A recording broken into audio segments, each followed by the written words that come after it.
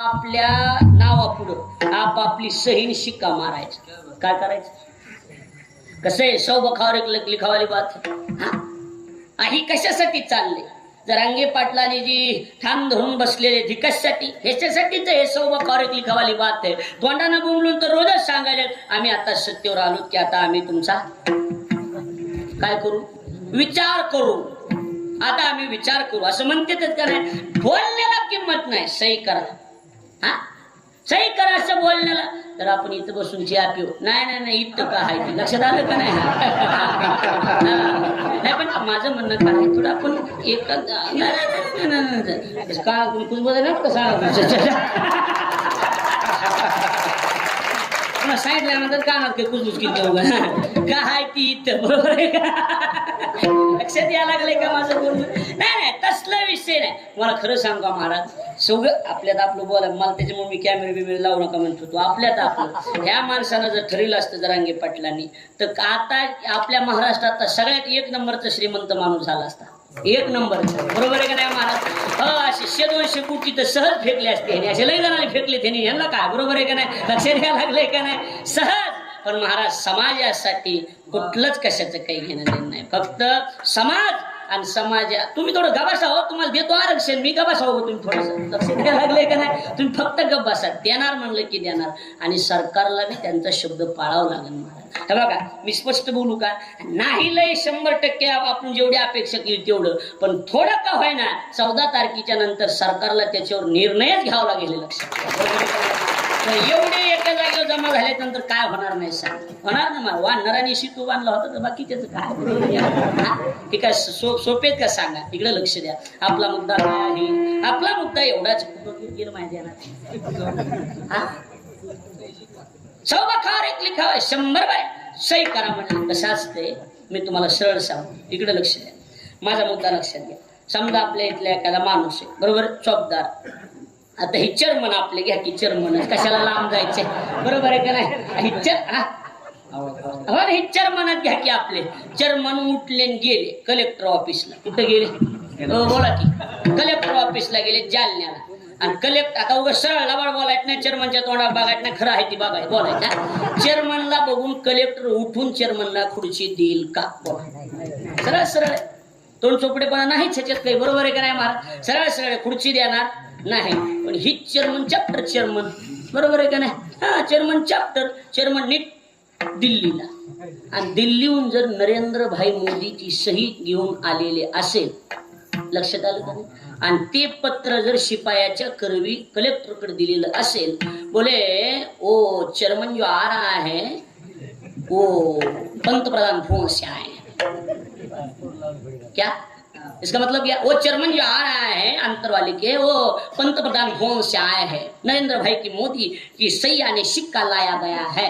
असं ऐकल्या बरोबर तर कलेक्टर उठून आये आये आये आये. अरे असला बी चेअरमन पण जागा देणार, कलेक्टर त्याला देणार नाही का सांगा? साधे कपडे काय काय नाही. आई आई बैठीये बैठीये. कशाचा परिणाम? पत्र कोण मानी वंदितीला शिक्का गौरव सेवका त्याची मुळे. गौरव सेवका पत्र कोण मानी वंदितीला शिक्का गौरव सेवका त्याची मुळे. गौरव सेवका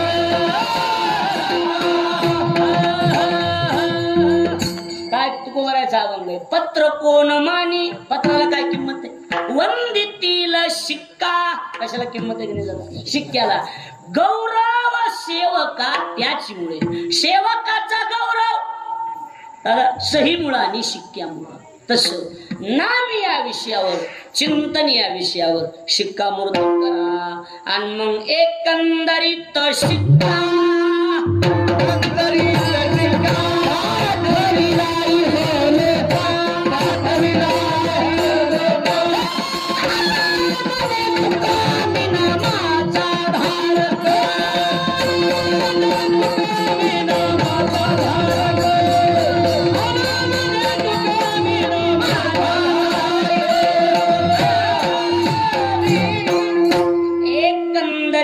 शिक्का का मतलब होता है सब मिलके. एकंदरीत का मतलब क्या होता है बाबूजी?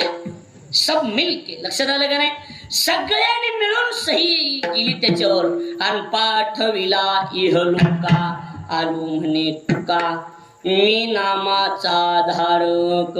अगोदर मी नामाचा धारक आणि जगाला सांगितल्यामुळे आम्ही नामाचे धारक.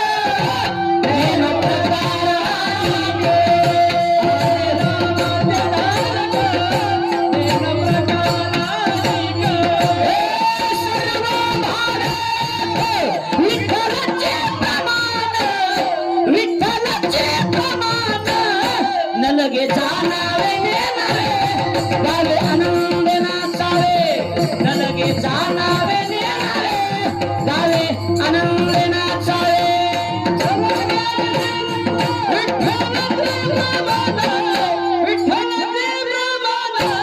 न लगे जाणारे नेणारे गावे आनंद नाचावे.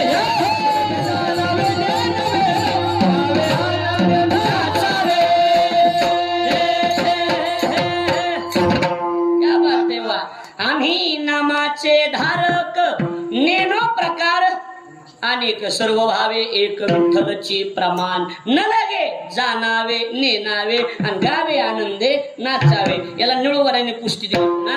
नेनती काही ताना कोणा नामस्मरणा वाचून त्याची संत. त्याचं दुसरं चरण नामस्मरण चिंतन ही सगळ्यात महत्वाची गोष्ट आहे. लक्ष द्यायला लागलंय का नाही? हा, मग त्याला बंधन नाही, त्याला कशाचं काही नाही. भलते काळी म्हटले. लक्षात आलं का नाही? किंवा न लगे आंघोळी तोंड धुवावे. त्याला आंघोळच करावं लागते असं काही नाही. मग कोणत्या वेळेला कोणत्या बी काळात तुम्ही चिंतन करू शकता. म्हणून काळ सारावा चिंतने.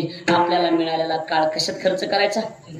चिंतनानं. एक अर्थ झाला काळ सारावा चिंतने.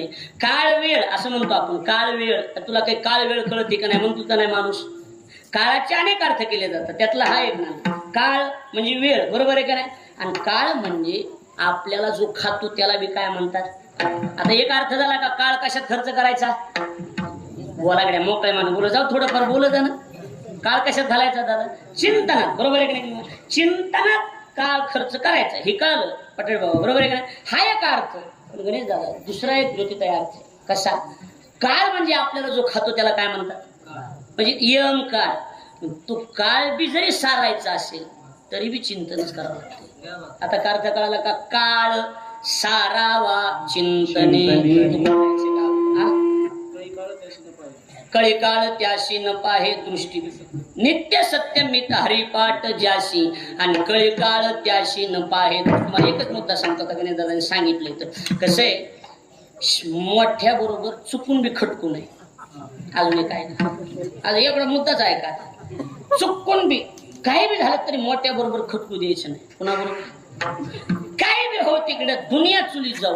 ही महादेव महाराज गिरीसारखं राहायचं. खटकूच द्यायचं नाही. लक्ष द्यायला लागलंय का नाही?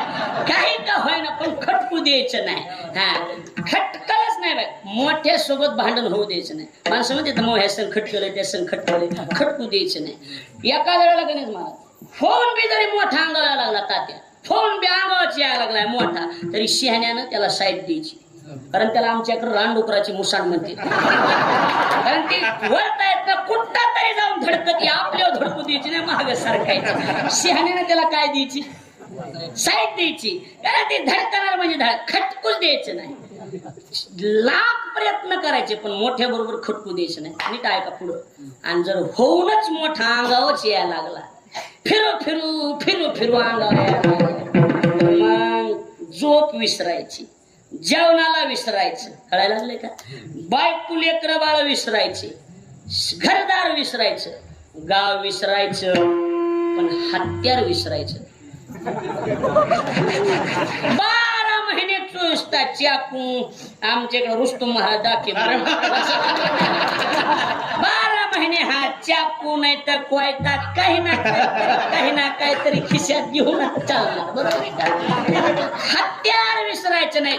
तिकडे दुनिया चुलीत जाऊ काय विसरायचं नाही हत्यार. मग कसल्या बी सुपाऱ्या घेणाराला कळालं काय पुढचा माणूस अडकिता घेऊन फिरतोय नादी लागत कसा. सुपाऱ्या घेणारा किती बी असला त्याला कळालं काय ज्याची सुपारी घेतली तो काय घेऊन फिरायला अडकिता नादी लागत नाही. आता योगानं आपलं बी काळा बरोबर खटकाय नाही पाहिजे होतं. पण आता तुम्ही त्याच्या संगत किती बी लाडी गुडी लावा तुम्हाला सुट्टी देत नाही त्या यमाशी करुणा आहे का त्याला काही घेणं देत सुट्टी देणारच नाही. कोण यम नाही देत काय तुम्हाला सुट्टी देत नाही. हा मग आता इकडे लक्ष काय करायचं आता खटकलंय तर खरं आता काय करायचं. आता मग काय सांगितलं मोठ्या सण खटकून आणि खटकलं तर काय घेऊन फिरायचं.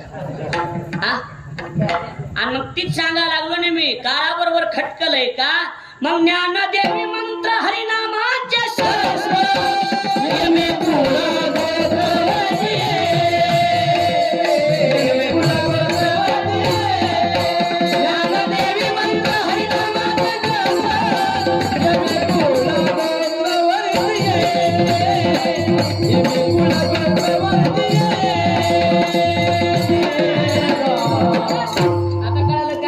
ज्ञानोबराची ओळख मग सांगायची राहिली. ज्ञानोबराची आता हे नाना हे ती सगळी माणसं जाणकार आहेत.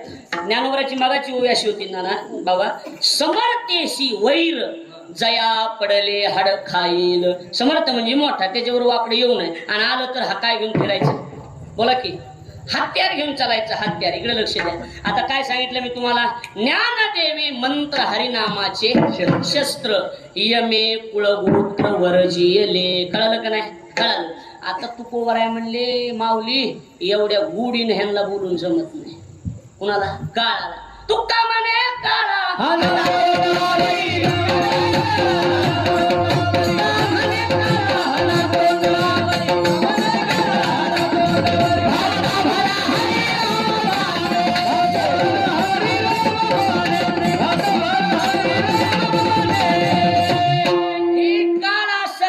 नाही म्हणले तुका म्हणे काळा हना तोंडावरी कस काय भाता भरा हरी रामबाणी. म्हणजे एक अर्थ मागाचा झाला हे दुसरा अर्थ सांगायलो. काळ जर सारायचा असेल तर चिंतनच करावं लागतंय. काळ सारावा चिंतने एक मुद्दा. आता लय मोठे कडे आहेत ह्याच्यात छोट्या छोट्या एक घेऊ. दुसरी कडी एकांतवासी शहाण्याने एकांतात राहायचं. कुठं राहायचं एकांतात. स्वतःचा शोध लावायचा असला तर एकांतात राहायचं. आपण कोण आहे हे कधी कळत बोला की मोकळ्या म्हणणं कधी कळत एकांतात. लोकांना आपले कपडे टाईट कपडे ना आपलं दिसणं रुबाबन लोक आपल्या पाया वा महाराज या महाराज पाय पुजायला लागलेले पाया पाय टाका माणूस फुगिरीत जाते. लक्षात आलं का नाही. आणि थोडी काय करायचं आपल्यासारख्यानी 4-8 दिवसाला एकदा लांब रानात लिंबाखाली जाऊन बसायची आणि मग आपलं मन आपल्याला सांगायचं तू ही काय लायकी ती. लक्षात यायला लागलंय का नाही. लोकांना विचारायची गरजच नाही. मला एकांतात बसलं तुमची क्वालिटी लोक पाय आता मागा पाण्यात तांब्या घेऊन आली बरोबर आहे की नाही. माझ्या पाया पाणी टाका आपण नाही आपली लायकीच नाही तेवढी तर काय बरोबर आहे की नाही. आपल्या पायावर पाणी टाकायला सुरू झालं लोक आपल्या पाया पडायला लागले की आपण फुगवतो पण मधून वेगळं डवचित त्यार नाही रे तू ही ती लेवल असं मधून डवचित आहे. पण माणूस दाबीत आहे सरवाला तसं काय नाही मधल्यामध्ये कळत नाही ना काका कुठाने ते आपले कळत नाही का सांगा ना. लोकाला का करायचं लोकाला काय बी वाटत लोकाला वाटतं काय. आणि ह्या सगळ्या गोष्टी कुठं कळतात ही महत्वाची. एकांतात लोकांतात नाही लोकांतात माणूस फुगीत जाते त्याला काय. एकांतात ह्या सगळ्या गोष्टीचा बरोबर निकाल लागतो. म्हणून एकांतात कधी एक दृष्टांत पंचतंत्रातला थोडं एक जेवढं होईल तेवढं उरकीतो बरोबर 11च्या आत जे होईल तेवढं. पण आता जेवढं राहिलं तेवढं राहते बरोबर आहे काय. एक दृष्टांत पंचतंत्रातलं काय फार सुंदर दृष्टांत. पंचतंत्र नावाचे पुस्तकच आहे कीर्तनकारासाठी अतिशय महत्वाचे. महाराज पंचतंत्रात अशा कथा आलेल्या. त्या पंचतंत्रामध्ये कथा आली की म्हणले एक राजा होता. राजा कोण होता बोलत राजा. हा राजा होता आणि ती साधूच्या अशी पर्णकुटी होती तिथं गेला. पर्णकुटीत तो राजा गेला आणि गेल्या त्या साधूने विचारलं हा कोण आहेस रे. काय वाटलं असं? राजा म्हणजे आताचा मुख्यमंत्री समजा की. आताचा कोण? मुख्यमंत्री. आता मुख्यमंत्री त्या दिवशी इथं आले आणि आपण म्हणायचं बरं आपला परिचय काय, बघितल्याने वाटायला हो, त्याला म्हणायचं बघितल्याने वाटायला हो, कुठं बघितलं काही मेळ लागा ना. कसं वाटन त्याला? कसं वाटन सांगा ना महाराज? अपमान वाटन का नाही? हा अपमान. मला जर एखादा मला तुमचं नाव त्या ह्याला आपली मला ओळखीत असं म्हणते का नाही माणसं? मुख्यमंत्री मुख्यमंत्री राजा तेच लेवलचं. ते साधू म्हणला होय तुमचा परिचय? त्याला राग. ते मला मी राजा आहे, हे अन्नधान्य माझ्यामुळे मिळतं तुम्हाला. साधू लय पुढचा होता, क्वालिटीबाज साधू. त्यांनी सांगितलं होय जोपर्यंत प्रजा तोपर्यंत तू राजा, प्रजा संपल्या तू कोण? काय प्रश्न आहे हो? प्रजा संपल्या तू कोण? हे बी जरा परमार्थिक होतं. ह्याला मनात कसं तरी झालं, अरे मला खरं राहायचं. ह्याला उत्सुकता पुढं काय असेल मला. बरोबर मी योद्धा आहे, माझ्या अंगात ताकद आहे, युद्ध करू शकतो. साधून सांगितलं जोपर्यंत युद्ध आहे तोपर्यंत तू योद्धा, युद्ध संपलं तू कोण? अरे म्हणलं हे बी खरं आहे, हे बी खरं आहे. ते म्हणला माझ्याकडे पैसे भरपूर आहेत, मी श्रीमंत आहे. साधून सांगितलं जोपर्यंत पैसा तोपर्यंत श्रीमंत रे, पैसा संपल्या तू कोण? हे म्हणलं हे बी खरं. मग ते म्हणला जाणकारासाठी सगळ्याला कळणार नाही. तो राजा म्हणला महाराज आता तुम्हीच मला सांगा मी नेमका कोण? साधू म्हणले असं म्हणणारा तरी तू कोण? कळलं का नाही बोलणं बघा आता. असं म्हणणारा तरी तू कोण म्हणजे ह्या आपण कोण आहोत याचा विचार फक्त एकांतात करतो. तुका म्हणे आम्हा एकांतात